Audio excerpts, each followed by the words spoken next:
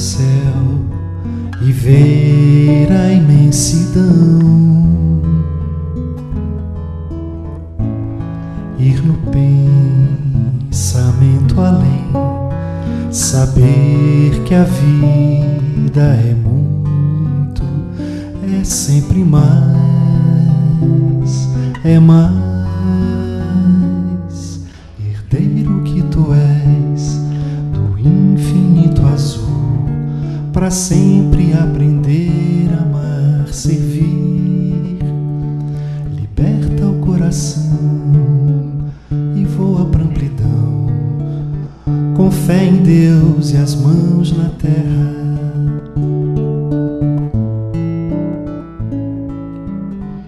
Tantos choram sem saber que a vida não tem fim.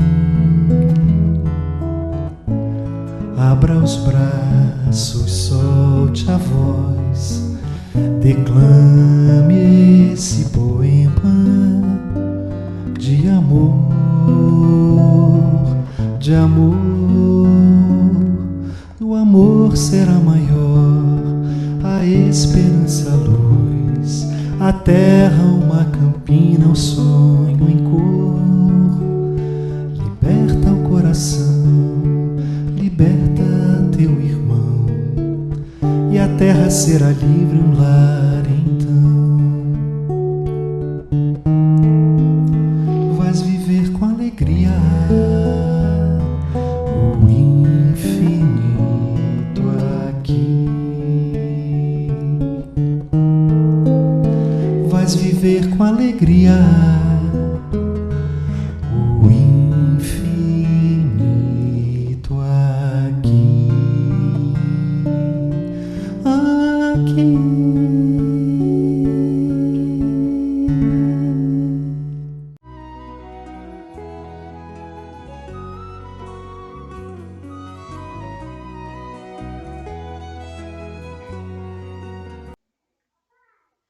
Bom, boa noite a todos. É com muita alegria que estamos aqui hoje, nessa noite.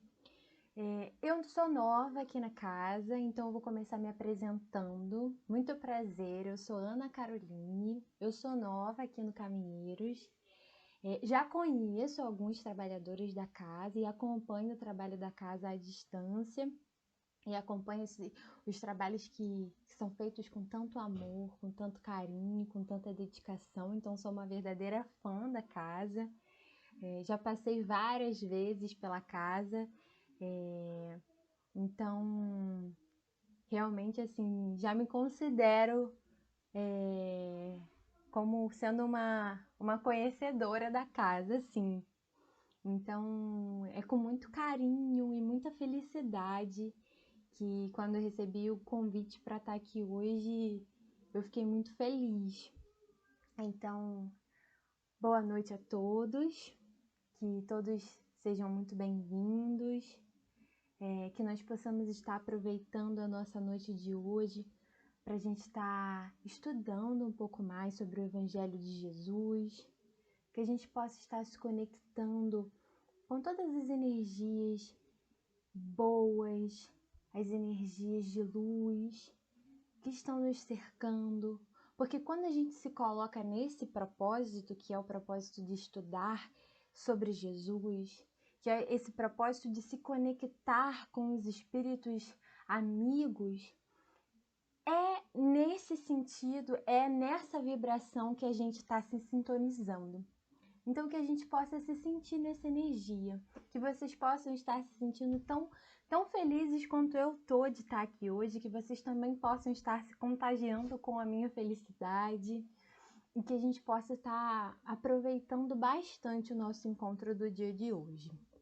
Então, eu queria começar a nossa noite de hoje pedindo aos nossos amigos espirituais, aos irmãos espirituais trabalhadores da casa, que possam estar amparando ao nosso trabalho, nos dando o devido equilíbrio, para que a gente possa ter uma noite de estudos, uma noite com os nossos pensamentos, os nossos corações unidos, nesse sentimento tão valoroso, nesse sentimento tão gostoso que é estudar sobre Jesus, que é crescer, né? Acima de tudo, crescer dentro da nesse processo da reforma íntima que cada um de nós está aqui hoje buscando. Então, na certeza da presença dos nossos irmãos espirituais aqui hoje, nos sustentando, que a gente possa começar a nossa noite, não é mesmo?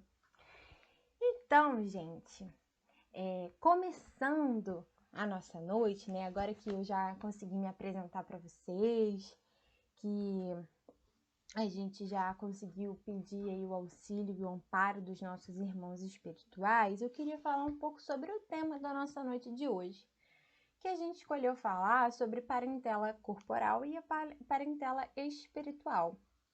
Será que existe alguma diferença? Será que essa diferença é pouca? Será que essa diferença é grande? O que será que Jesus falou sobre isso pra gente, né? E eu queria começar, eu trouxe bastante material aqui hoje, eu acho que eu separei até material demais pra gente falar hoje, porque a gente tem bastante coisa sobre isso no Evangelho, e creio eu que não vai dar tempo da gente falar sobre tudo que eu separei, mas eu queria começar falando sobre o que a gente tem sobre isso no Evangelho segundo o Espiritismo, que está lá no capítulo 14, Honrai vosso pai e vossa mãe, no item 8. E, se vocês não se importarem, eu gostaria que a gente pudesse ler um pouquinho, mas a gente não vai só simplesmente ler, não se preocupem, porque a gente vai ler e comentar. Porque é muito importante a gente ler e a gente entender a importância que o Evangelho segundo o Espiritismo tem dentro da doutrina espírita e tem dentro do Evangelho de Jesus, né? O Evangelho segundo o Espiritismo, ele tem assim, ele nos traz a luz da doutrina espírita, o Evangelho de Jesus, né? Então, isso é muito maravilhoso, né? Então, eu gostaria de começar aqui com o Evangelho segundo o Espiritismo, lá no capítulo 14, item 8, que vem falando sobre o parentesco corporal e o parentesco espiritual. E começa assim: os laços de sangue não determinam forçosamente os laços entre os espíritos. O corpo procede do corpo, mas o espírito não procede do espírito, porque já existia antes da formação do corpo. Não é o pai que cria o espírito do seu filho, mas ele só lhe fornece um invólucro corporal, mas deve ajudá-lo a desenvolver-se intelectual e moralmente para que possa prosseguir. Então já temos aqui uma informação bem valorosa, uma informação que já sintetiza boa parte do nosso estudo. Ela já nos dá bastante informação sobre a diferença da diferença do parentesco corporal e do parentesco espiritual, não é mesmo? Matéria procede de matéria, espírito não procede de espírito. Então, a composição familiar que a gente conhece aqui hoje, a gente já pode começar por aí para entender, né, dando nomes aos bois, vamos dizer assim, é que pai, mãe, filhos, né, essa composição familiar bem material que a gente conhece hoje, esse sistema, essa composição de núcleo familiar, né, que a gente tem hoje na sociedade, é regido por um sistema que unicamente material, de procedência material, né? Um vai proceder do outro, mas materialmente falando. Eu procedi da minha mãe, mas materialmente falando. Mas espiritualmente falando, a gente não pode falar que isso é verdade. Não é mesmo? Por que a gente não pode falar que isso é verdade? Porque nós somos espíritos individuais, nós temos a individualidade, não é mesmo? E como nós somos seres individuais, nós somos seres únicos, criados unicamente por Deus, não é mesmo? Então, assim, espiritualmente falando, nenhum outro espírito tem essa capacidade de criação, somente Deus.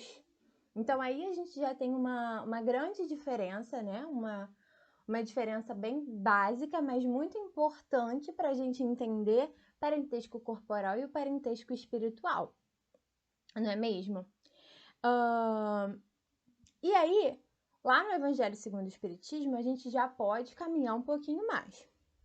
Os espíritos que encarnam na mesma família, principalmente como parentes próximos, são, na maioria das vezes, espíritos que simpatizam, unidos por relações anteriores que se traduzem pela afeição, que nutrem reciprocamente na vida terrestre. No entanto, também pode acontecer que esses espíritos sejam completamente estranhos uns aos outros, separados por antipatias igualmente anteriores, que se traduzem da mesma forma por seus antagonistas na Terra para lhe servir de prova. E aí a gente já entra num outro lance. A gente já falou sobre a diferença, sobre essa questão da composição familiar, que a gente conhece aqui, para essa questão da família espiritual. A gente já viu que tem diferença, né? Corpo procede do corpo, espírito não procede de espírito. Mas a gente sabe que dentro das leis de Deus, nada é por acaso. Absolutamente nada é por acaso. Como a gente já bem conhece, uma folha não cai de uma árvore que não seja da vontade de Deus. Por quê? Porque foge à lei divina. A lei divina, ela é única e ela é igual para todo o universo, não é mesmo? Então, se a minha família é formada por essas pessoas, pode ter certeza que não é por acaso. Não é por acaso. Tudo tem um porquê. Tudo tem um porquê. Se a minha família, ela não é... não tem todos os componentes de um núcleo social, de uma composição familiar socialmente reconhecida hoje, se falta um integrante como um pai, uma mãe, se há um pai ausente, pode ter certeza que isso também não é por acaso. Tudo tem um porquê. E se essas relações também têm lá suas dificuldades, ou tem lá suas facilidades, também tem um porquê. E a gente não pode esquecer que, embora parentesco corporal e parentesco espiritual sejam situações diferentes, né? Sejam situações com procedências diferentes, são situações interligadas, né? Então, assim, se as minhas relações elas têm mais afinidades ou não, com certeza é por conta de uma afinidade ou não devido a relações e situações pregressas de outras existências, porque somos seres imortais. Temos outras existências, trazemos uma bagagem bastante vasta. Então, dentro dessa bagagem, nós temos diversas experiências, acumulamos diversas experiências. Então, quando nós voltamos aqui para estar encarnados dentro de um núcleo familiar, e esse núcleo familiar, a gente sabe que dentro da sociedade em que a gente vive, né, dentro da constituição de sociedade em que a gente vive, a família é a constituição social mais importante, né, é a constituição social mais sagrada, mais próxima. Isso não é à toa. Não é à toa que essa composição se fez. Então, é bem importante da gente, às vezes, a gente parar, às vezes, dentro de um conflito tão... Ai, meu Deus, por que tá tudo assim? Ai, meu Deus, não aguento mais, né? Porque, às vezes, a gente olha para a família do outro e fala, caramba, é tudo tão perfeito. Pode ter certeza que não é. Porque nada é por acaso. As pessoas não vêm ligadas obrigatoriamente umas nas outras por acaso, né? Então, é importante, às vezes, a gente parar, sendo nós conhecedores da doutrina espírita, é importante a gente parar e, tendo acesso a esse conhecimento, a gente refletir sobre esse conhecimento e deixar que a doutrina espírita, que é uma doutrina tão consoladora, nos console, né? E fale para os nossos corações assim, é por isso e por isso. Essa situação se dá por esses motivos. E que a gente deixe a doutrina nos consolar os nossos corações para que a gente consiga seguir, né? Para que a gente não desista de uma relação familiar, para que a gente tenha o ânimo, a força para dar continuidade na nossa existência. Então é muito importante a gente ter essas reflexões, não é mesmo? E continuando mais um pouquinho, lá no item 8, a gente continua assim no próximo parágrafo. Os verdadeiros laços de família não são, por conseguinte, os fixados pela consanguinidade, mas os firmados pela simpatia e pela comunhão de pensamentos que unem os espíritos antes, durante e após sua encarnação. De onde se segue que dois seres nascidos de pais diferentes podem ser mais irmãos pelo espírito do que se o fossem pelo sangue. Eles podem atrair-se, procurar-se, sentirem prazer em estar juntos, enquanto que dois irmãos consanguíneos podem repelir-se como se observa diariamente. Problema moral que só o espiritismo pode resolver com a pluralidade das existências. É justamente isso. É ter essa compreensão de que dentro dessa bagagem que nós trazemos, tendo a compreensão de que dentro da pluralidade das existências, de que nós somos seres imortais, que nós temos várias existências anteriores, e que dentro dessas existências anteriores nós tivemos conflitos, nós tivemos desentendimentos com outros indivíduos, com outros espíritos também. Do mesmo jeito que nós também construímos laços de afinidade. E nós, como seres que estamos sujeitos à lei da reencarnação, estamos aqui reencarnando, rumo ao progresso. E dentro da lei da reencarnação, nós estamos o tempo todo reconstituindo esses laços, à medida que nós precisamos estar nos reencontrando para a gente ir se reacertando de acordo com a lei, né? Então, a gente pode observar isso. Às vezes, um amigo, a gente se reencontra na condição de amigo. E a minha afinidade com ele é muito mais próxima do que a do meu irmão de sangue. E a doutrina espírita ela é capaz de nos explicar o porquê. Não é mesmo? Então, é muito gratificante, é muito valoroso a gente entender e aproveitar essa capacidade que a doutrina tem de nos fornecer essas informações, não é mesmo? E então que a gente possa aproveitar essas reflexões que a doutrina tem a nos fornecer.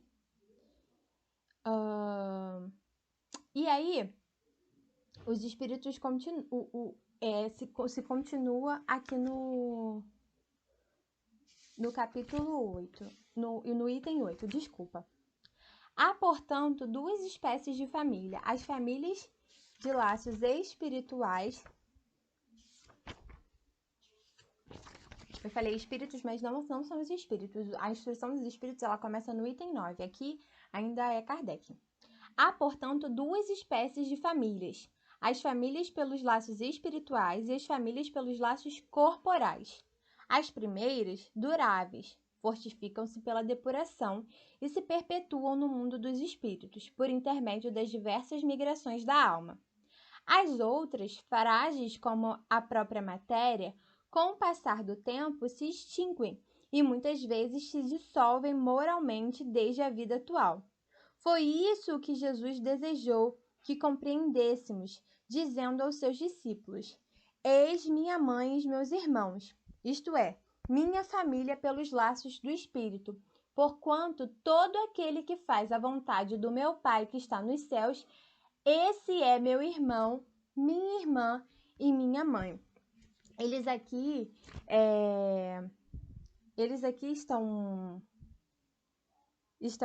estão comentando sobre aquela passagem em que Jesus estava, né, numa reunião e sua mãe chega. E os discípulos vão e falam: Jesus, sua mãe está te procurando. E aí Jesus para e pergunta: quem é minha mãe? Quem são meus irmãos? E fica-se aquela questão, né? Uma questão que se rondou por muito tempo: se Jesus negou Maria, se Jesus negou seus irmãos. E é justamente essa a interpretação que Jesus quis trazer. Qual é a verdadeira família? Que verdadeira família era essa que Jesus estava querendo falar naquele momento? Jesus estava querendo trazer ali esse conceito de família espiritual, desse conceito da família universal, que naquele momento Jesus colocou nesse sentido, né? Naquela forma de... Foi sobre essa forma que Jesus colocou, né? Então, é importante da gente perceber dentro do Evangelho de Jesus, as formas como esses conceitos e a forma como esses conceitos eles se entrelaçam, como nenhum conceito aqui também é novo, né? A forma como esses conceitos se entrelaçam e vão se complementando também, né? À medida que a gente vai estudando e a gente vai entendendo, é muito interessante também a forma como a gente vai interpretando e reinterpretando novamente, e a gente vai conseguindo fazer várias interpretações do Evangelho de Jesus, né? E aí, continuando, né? A hostilidade de seus irmãos é claramente expressa pela narração de Marcos, pois que eles, como afirma o evangelista, pretendiam apoderar-se de Jesus sob o pretexto de que ele havia perdido o espírito. Ao ser avisado da chegada da sua família e conhecendo o sentimento deles a seu respeito, era natural que ele dissesse, referindo-se aos seus discípulos, sob o ponto de vista espiritual: eis os meus verdadeiros irmãos. Por quê? Porque naquele momento, como a gente bem conhece, né, da história de Jesus, seus irmãos não compreendiam Jesus da forma como os discípulos compreendiam, que compreendiam a missão de Jesus, que compreendiam o que Jesus dizia. Então era nítido que os espíritos eram muito mais afins de Jesus, do que seus próprios irmãos consanguíneos, né? Então é isso que vem se colocando aqui. Ao ser avisado da chegada de sua família e conhecendo o sentimento deles a seu respeito, era natural que ele dissesse, referindo-se aos seus discípulos, sob o ponto de vista espiritual: eis os meus verdadeiros irmãos.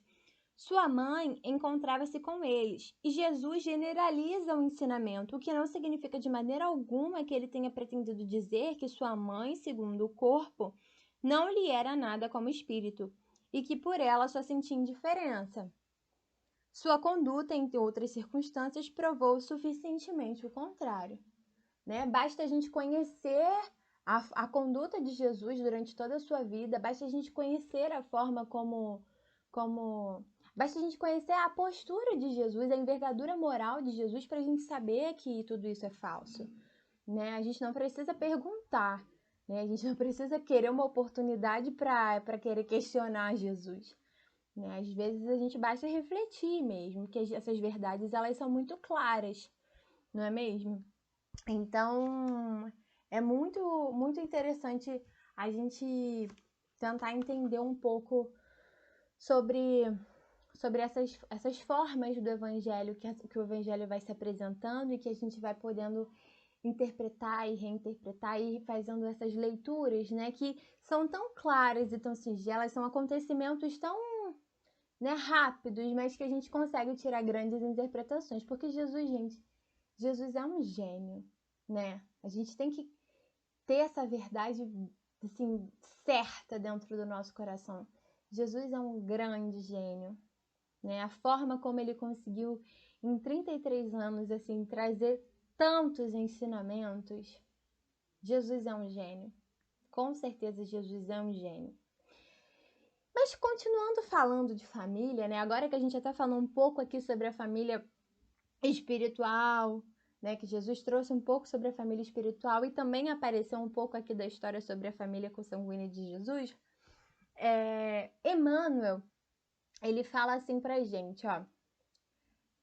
Temos no Instituto Doméstico, e aí a gente tá falando aqui agora sobre a nossa família consanguínea, né?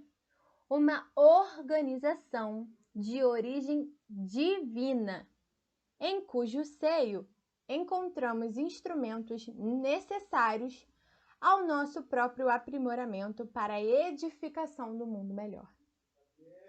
E aí a gente se pergunta o quê?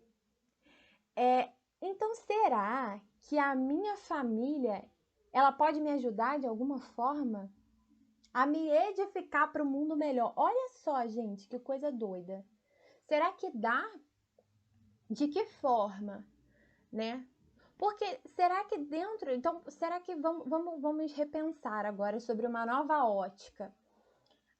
Será que dentro do meu instituto familiar, né? Será que dentro desse instituto doméstico, como Emmanuel bem diz aqui, será que dentro desse instituto doméstico, que Emmanuel vem colocando como sendo uma organização de origem divina, e a gente bem sabe, e aí eu não vou colocar isso como sendo um respaldo só da doutrina espírita, a gente sabe que isso é muito bem entendido dentro de qualquer religião também. Será que eu posso entender que é dentro de casa, e primeiramente dentro de casa, onde nós vamos exercitar a tolerância, onde nós vamos exercitar o respeito, onde nós vamos exercitar a humildade, a caridade, o saber ouvir, né? Não adianta a gente estar dentro de um instituto doméstico só de corpo presente, né? Porque aquele é o primeiro lugar, e a gente também entende que para uma criança, o espaço doméstico e a família é o primeiro convívio social dessa criança. Então, olha a importância de sociedade para essa criança. Olha a importância para essa criança de entender sociedade. Porque, posteriormente, ela vai ser inserida numa sociedade a partir dos conceitos que ela constituiu ali. Então, olha a importância de família, né? A importância desse ambiente ser um ambiente de respeito, um ambiente acolhedor, um ambiente onde as pessoas saibam ouvir, um ambiente onde... Porque não adianta, posteriormente, você ser um cidadão que vai querer reivindicar o fim da corrupção lá fora, quando isso é uma atitude de dentro de casa, não é mesmo? Então, assim, é muito interessante a gente pensar sobre essa ótica que Emmanuel vem colocando aqui, né? A gente pensar nessa ótica de que, caramba, dentro desse espaço eu vou estar me purificando, eu vou estar exercitando qualidades, eu vou estar exercitando habilidades que estão, de alguma forma, me aprimorando dentro desse processo da minha reforma íntima. E a gente tem falado tanto aqui de reforma íntima, né? A reforma íntima é esse processo mesmo, porque nós sabemos que nós estamos encarnados na Terra, que é o planeta de provas e expiações, né? Até o momento, um planeta de provas e expiações. Então, aqui não tem ninguém perfeito. Então, ainda estamos nesse processo em que temos defeitos. E que temos defeitos. Ninguém precisa estar aqui se culpando por ter defeitos. Mas também temos a necessidade de nos melhorar. A necessidade de buscarmos a reforma íntima. A reforma íntima que é um processo coletivo, a caminhada é coletiva, mas é um processo individual. Cada um busca o seu. A caminhada é coletiva, mas o processo individual.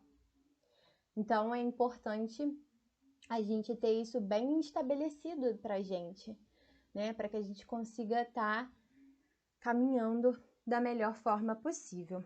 E dentro de uma outra perspectiva aqui, é importante também a gente ter um outro pensamento, né? Dentro desse cunho da família da família corporal. E por que eu tô falando tanto dessa questão da família corporal, né? Porque a família espiritual, a gente está falando, a família espiritual, ela tá ligada pelo quê? Ela não tá ligada pelo sangue, não. Ela tá ligada por laços de afeto, por laços de afinidade, que já duram há um longo tempo. Talvez duram há longas encarnações, e já vem durando há várias encarnações. Às vezes, esses laços de uma família espiritual, eles não estão unidos nem pela família corporal. Eles estão unidos, às vezes nós não estamos nem na mesma encarnação, mas estamos unidos por uma família espiritual, porque nós entendemos que todos nós fazemos parte de uma grande família espiritual. E à medida que nós formos evoluindo, nós vamos ter nossa compreensão cada vez melhor de que somos todos irmãos, porque somos todos filhos do mesmo Pai. Jesus tinha essa compreensão muito bem entendida e esse amor muito bem amado, né? Jesus amou muito todos nós, né? A existência de Jesus na Terra foi uma grande prova de amor para cada um de nós, como um irmão, né? Foi uma existência exemplo. Nosso maior exemplo foi Jesus, porque ele nos ama. Então, à medida que nós formos caminhando dentro dos graus de evolução, né, espirituais, nós vamos tendo essa compreensão de amor cada vez maior e cada vez mais bem esclarecida e fácil de ser sentida, não é mesmo? Mas voltando um pouco agora para a família corporal, e por que voltando um pouco para a família corporal? Porque é aqui, encarnados, que a gente está agora, e é aqui que a gente precisa exercitar também e principalmente, não é mesmo? Então, como a gente estava falando um pouco lá sobre a constituição familiar, sobre a família ser o primeiro local onde nós devemos exercitar qualquer coisa antes de querer ser caridoso fora de casa, vamos tentar ser caridoso principalmente com aqueles que estão ali dentro de casa, a caridade do ouvir, a caridade do saber falar alguma coisa para o outro no momento difícil, né? O saber olhar com compaixão para aquele que está do meu lado. Então, esses sentimentos. E também um exercício um pouco até mais difícil, que é o saber entender o quanto que aquele que está do meu lado já deu de si como sendo o melhor. Porque às vezes, principalmente quando é da nossa família, a gente quer sempre que dê mais, que dê mais, que dê mais, sem entender qual foi o melhor que aquela pessoa pode dar. Às vezes a gente fica aborrecido, caramba, fulano fez aquilo, caramba, mas foi o melhor que ele pôde fazer dentro da compreensão que ele entende. É difícil de ter essa visão, muito difícil. Mas isso também é um processo de caridade para com as limitações do nosso irmão. Às vezes, é mais fácil entender o irmão que está fora. Porque aquele que está dentro de casa, né? Qual é a dificuldade que ele tem? Esse aí acorda 10 horas todo dia, né? Porque a gente acha que conhece o outro, porque ele tá com a gente. Mas às vezes a gente não conhece. Porque a gente conhece o que a gente está vendo. Mas voltando para a doutrina espírita, aquele ali é um espírito que já teve várias existências. Então pode ter sentimentos ali que eu não conheço, porque eu não vivenciei junto com ele. Então é importante a gente estar tendo sempre esse olhar para com aquele que está do meu lado. É importante a gente estar sempre tendo esses sentimentos de respeito, de entendimento, para que essas relações também possam ser facilitadas, possam ser mais bem diluídas, mais fluidas, mais tranquilas, mais harmônicas e mais tolerantes, né? Porque normalmente família nunca é um assunto muito fácil, né? E eu queria trazer mais uma literatura.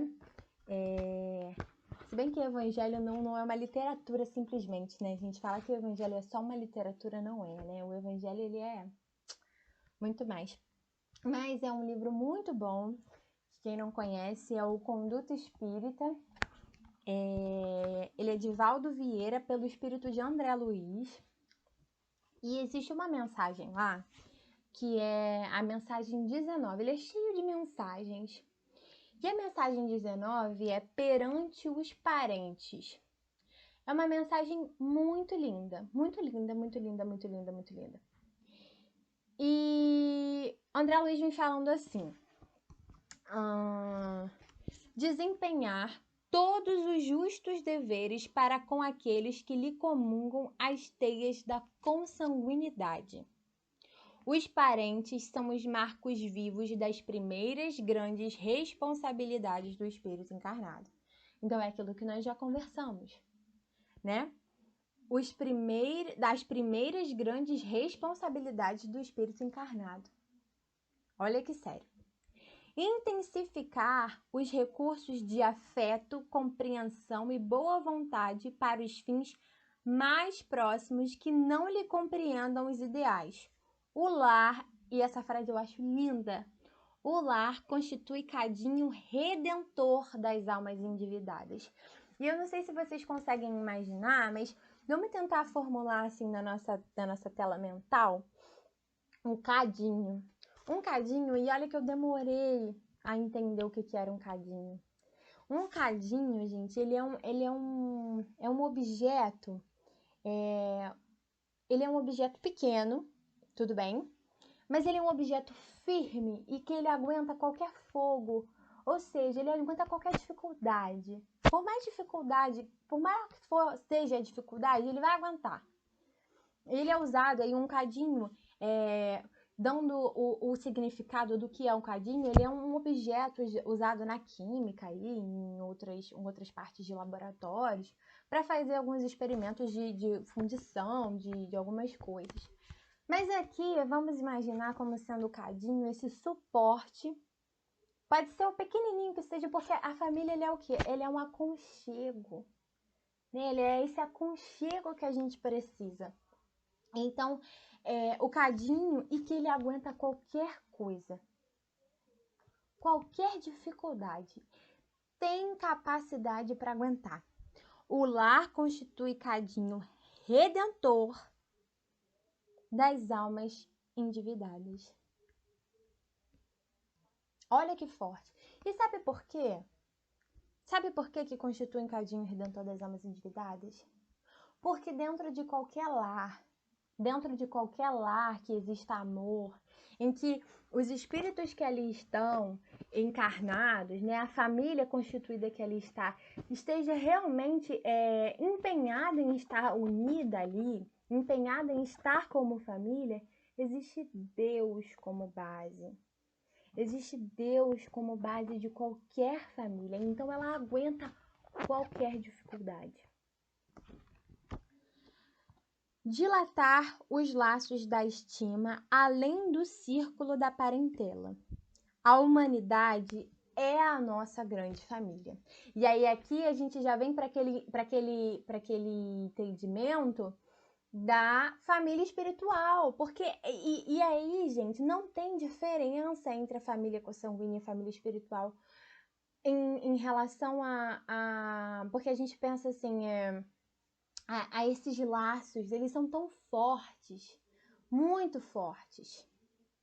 Acima de todas as injunções e contingências de cada dia, conservar a fidelidade aos preceitos espíritas cristãos, sendo cônjuge generoso e melhor pai, filho dedicado e companheiro benevolente. Cada semelhante nosso é degrau de acesso à vida superior, se soubermos recebê-lo por verdadeiro irmão. Então, aquele que está ao meu lado, ele é degrau de acesso à vida superior. Ponto. Mas eu tenho que saber recebê-lo. Eu tenho que saber tratá-lo com amor. E isso é uma verdade. Né? E se a gente olhar para o nosso grande exemplo, que é Jesus, Jesus soube fazer isso aqui muito bem. Não é mesmo?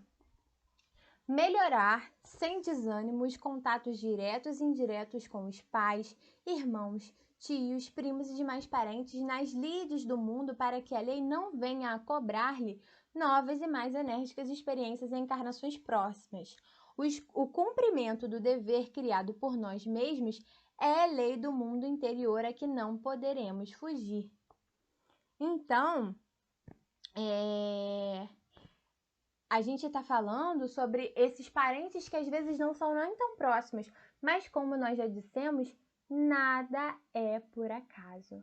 Nada é por acaso. Se tio é tio, não é por acaso. Se primo é primo, não é por acaso. Nada é por acaso. Então, família é família e não é por acaso. Imprimir em cada tarefa diária os sinéis indeléveis da fé que nutre a vida, iniciando todas as boas obras no âmbito estreito da parentela corpórea. Temos na família consanguínea o teste permanente de nossas relações com a humanidade. E isso é uma verdade. O jeito que eu trato as pessoas que estão comigo dentro da minha casa é o jeito que é o jeito para como eu trato a humanidade. Se eu não sei tratar aquela pessoa que está ao meu lado, eu não sei me relacionar com o mundo, eu não sei me relacionar com as pessoas. Isso é uma verdade. É como eu verdadeiramente sou, não é mesmo? E em todas as mensagens se termina com uma mensagem do Evangelho. E a mensagem que se termina esse texto é assim: mas se alguém não tem cuidado dos seus, e principalmente dos da sua família, negou a fé e é pior do que o infiel. Paulo.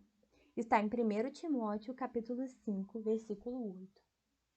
Então, meus irmãos, que nós possamos verdadeiramente nos amar e nos amar muito, muito, muito, muito, muito. Nos amar como Cristo nos amou. Nos amar como nosso Pai nos ama, assim, grandemente.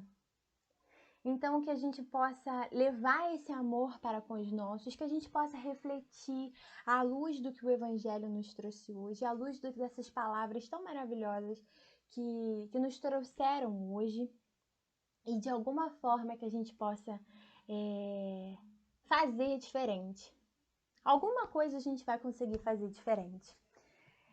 Eu queria terminar lendo uma prece, que é uma prece que particularmente eu gosto muito e acredito que alguém aqui também conheça, ou muitos conheçam, ou todos conheçam, que é uma prece bastante conhecida, que é a prece de Cáritas, que eu acredito que, assim, a prece de Cáritas, ela